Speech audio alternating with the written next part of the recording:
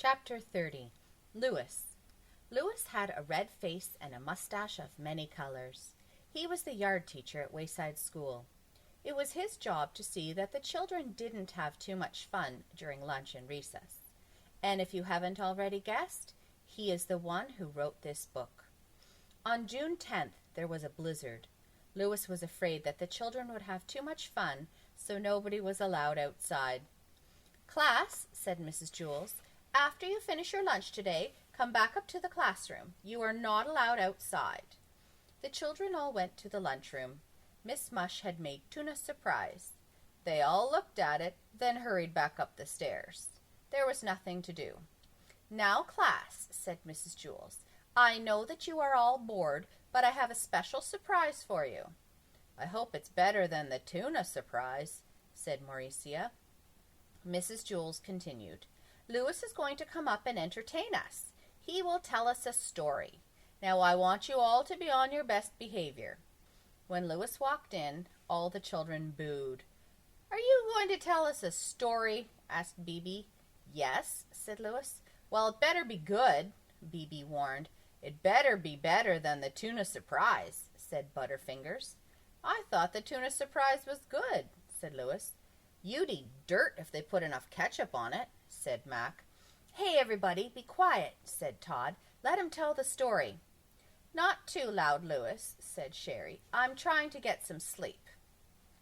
Louis sat in the middle of the room, and all the children gathered around. Louis began his story. "This is a story about a school very much like this one. But before we get started, there's something you ought to know so that you don't get confused.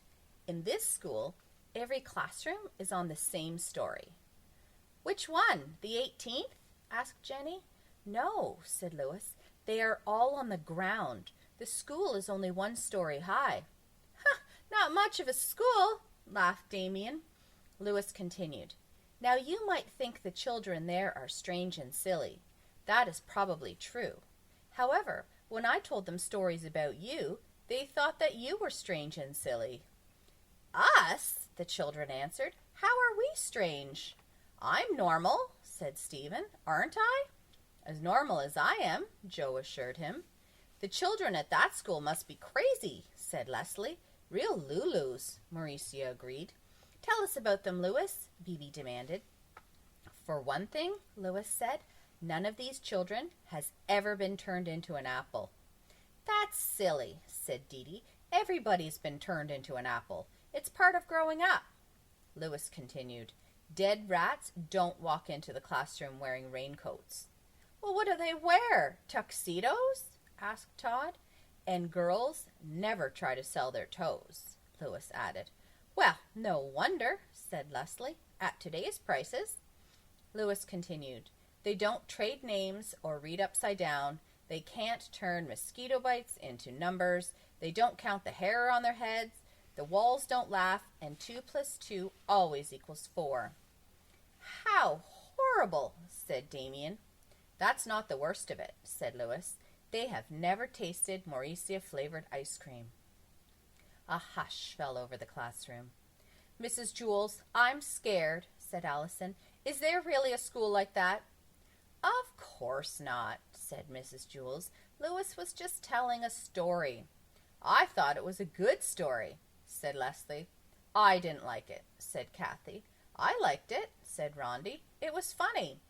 Mrs. Jules said, "Louis, it was a very entertaining story, but we really don't go much for fairy tales here. I'm trying to teach my class the truth." "That's all right," said Louis. "I have to go down to room 29 now and tell them a story." He started out the door. "Class," said Mrs. Jules, "let's all thank Louis for his wonderful story." Everybody booed.